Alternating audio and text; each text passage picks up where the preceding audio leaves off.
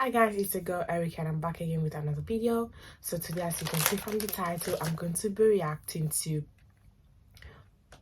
Piers Morgan with Ice Cube. The interview, which was made like I think like 6 days or 7 days ago, more like 1 week ago. I'm gonna be reacting to it. Obviously, I always don't know what to expect because you never know what the argument is about, political, issues and that. But I hope it's gonna be funny though. I hope it's going to be funny. So I have my phone with me, as you can see, and let's go.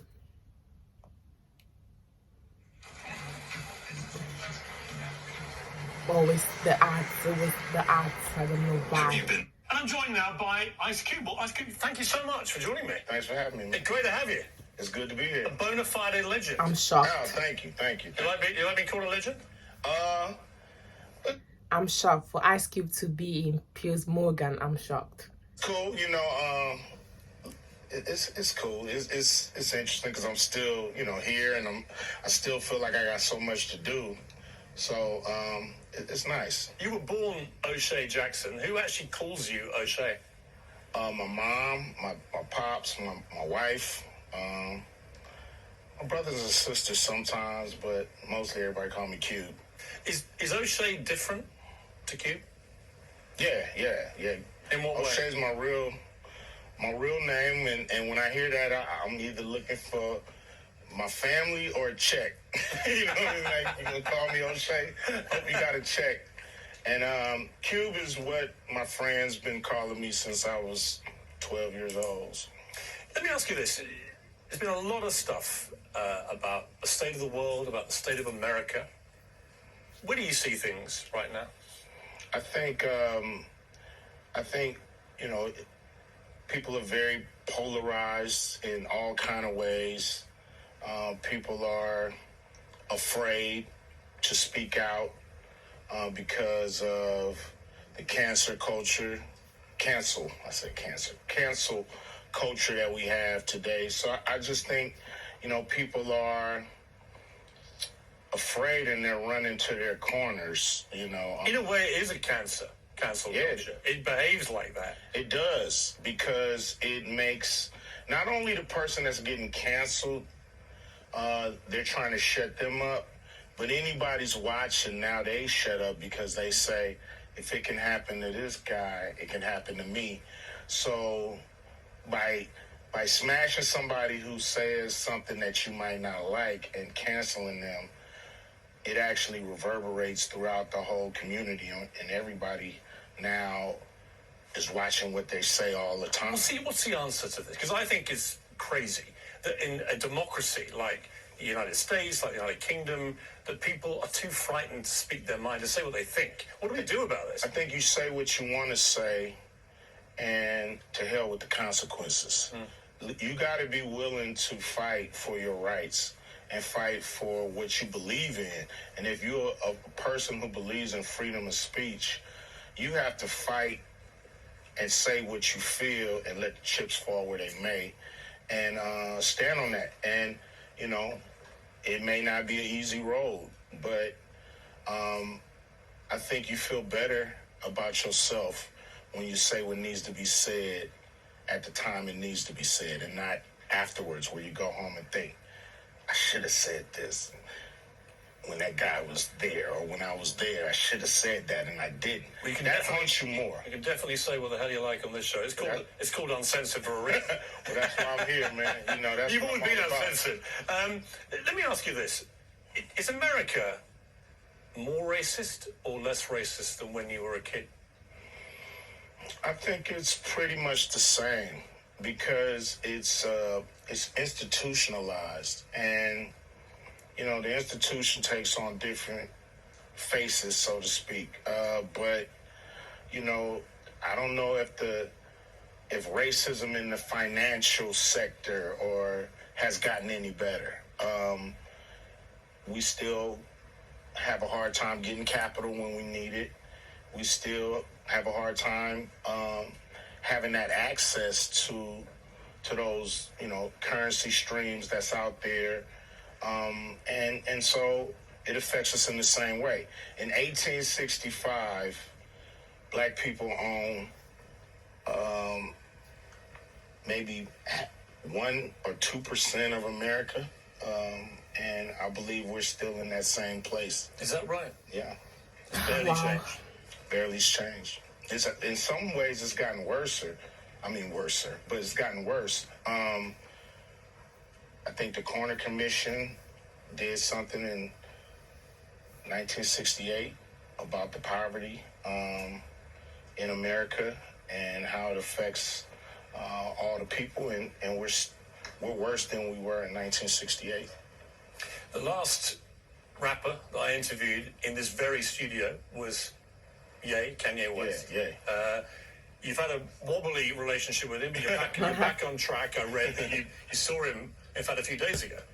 Yeah, a couple weeks ago. I mean, we were always cool. You know, he spoke my name without really explaining what he meant, and I just really couldn't leave that statement out there without, he never explained what he meant. So I had to, kind of rebut that. But since then we've talked, and I think Ye understands that generalizing will always get you in trouble, more hot water than being very specific.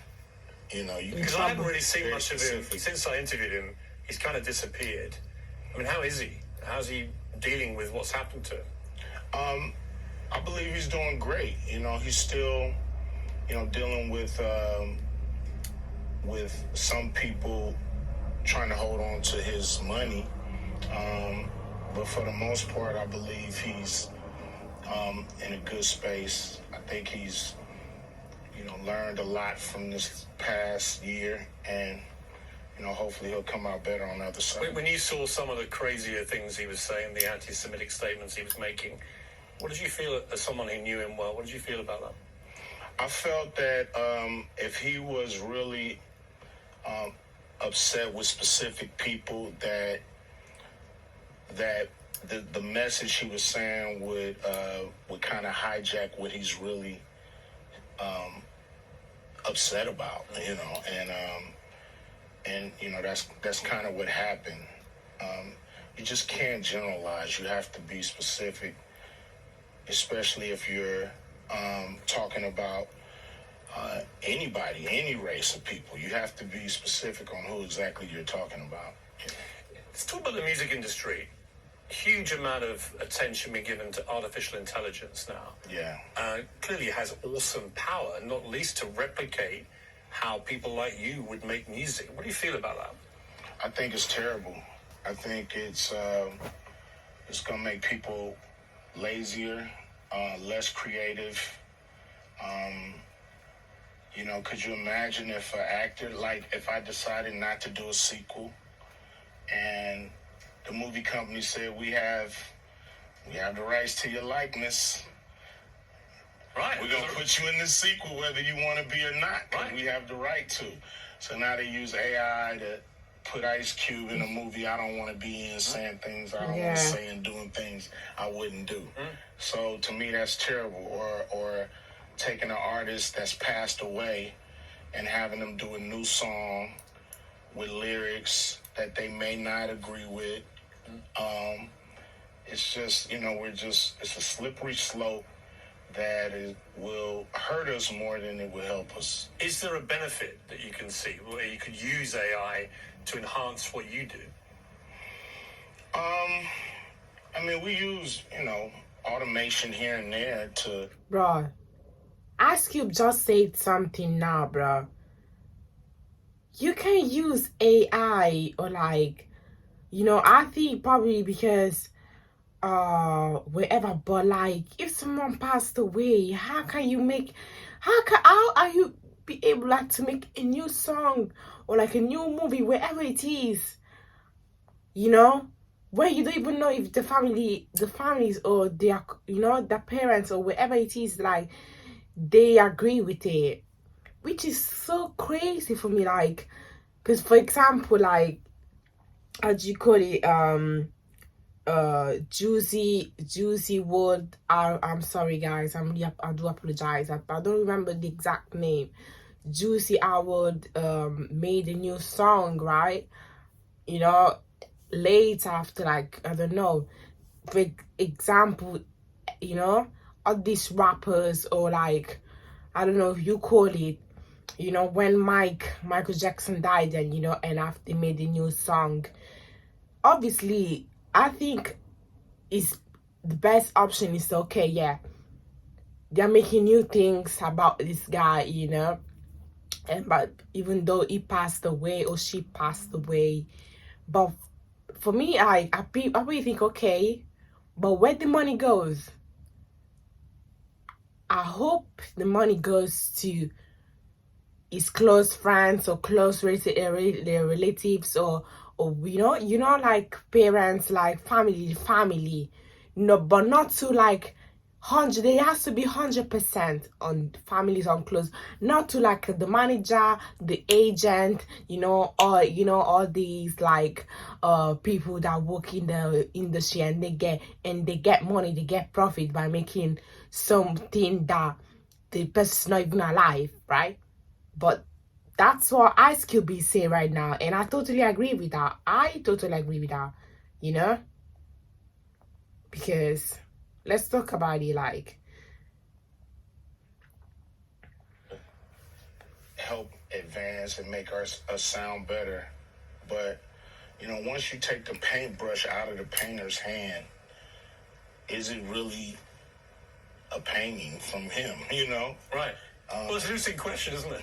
Is it? I mean, I don't know. Like, if somebody does an Ice Cube AI song, how could it be an Ice Cube song? It's an artificial, it's like a mannequin or a puppet, or, you know, that's how I look at it. It's not real. Do you think it's going to kill us all, artificial intelligence? I interviewed Professor Stephen Hawking before he died. And I said, what's the biggest threat to mankind? He said, when artificial intelligence learns to self-design. That's it.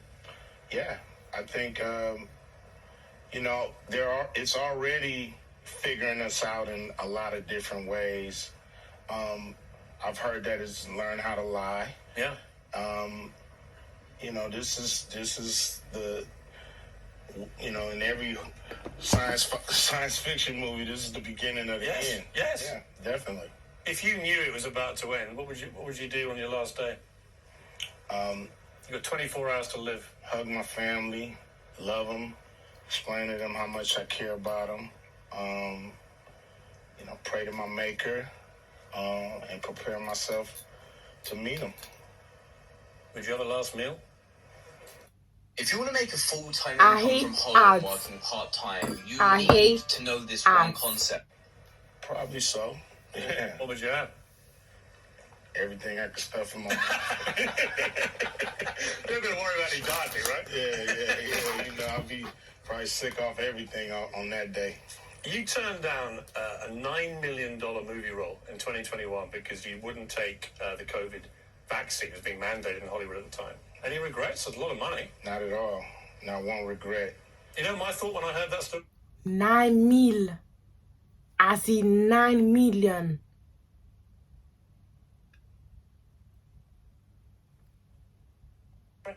You must be even richer than I think you are. I mean, everybody can use $9 million. I don't care how rich they think they are. You know, everybody can use that money. I could have used that money. My family could have used that money. But I felt like, you know, your health is worth more than all the money in the world. Because if you had all the money in the world and you wasn't healthy, you would use that money to get healthy. So, to me, it was an experimental drug, and they had no time to really see the long-term effects. Like most, I'm vaccinated. I've been vaccinated when I was a kid, but these are drugs that have been tested for decades, and you know, pretty much most of the side effects. I mean, ultimately, I felt about COVID vaccines that once it was established against what they initially thought, that you could still transmit the virus, whether you were vaccinated or not, to me, it becomes a personal choice. Then it's down to you. Yeah, without a doubt. And, you know, pharmaceutical companies made a lot of money. Businesses closed. It's like an incentive, even when things are not going right, to keep going. It's kind of like the war machine. If you make the bullets and the Band-Aids, you're going to always want to be in war because it's profitable. Have you worked out who you're going to vote for next year? No. It's what we would call in Britain a Hobson's choice. No. What's that mean? It means it doesn't really matter which way you go, you're going to get screwed. I mean, Wow. Joe Biden looks like he barely knows what day it is. Donald Trump might be in a prison cell. So if that's the choice, what does it say about America? That, America needs to re-examine where we are, where we're going, who we want to lead us, and what kind of country we actually want to be. A lot of choices. I've become independent in all this because I like to sit back and see, who's really gonna be the best choice. Unfortunately, the choices are not always top notch, so to speak. Have you thought of running yourself? Oh, I would never run. There might be a vacancy now, Kanye. Ceded the territory. Nah, I don't want to be a politician. They can king me. They can king me. I'll be a king. Well, actually, I always felt if it hadn't been for King George III being so useless, you could still have the monarchy here, and it could be King Piers. I mean, right? I could share the throne with you. King Piers and King Hugh. What do you think?